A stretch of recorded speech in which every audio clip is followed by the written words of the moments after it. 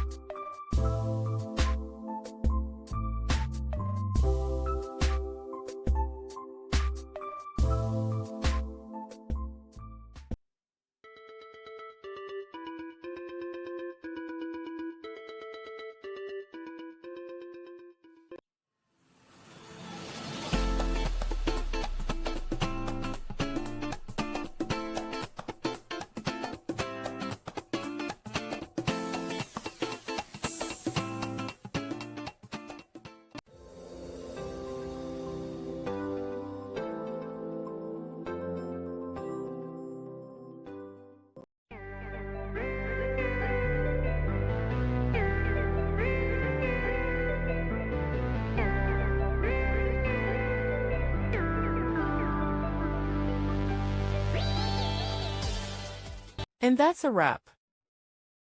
I hope you found the answer you were looking for. If you did, take a second to hit that subscribe button. It really helps out. And let me know in the comments which solution worked best for you.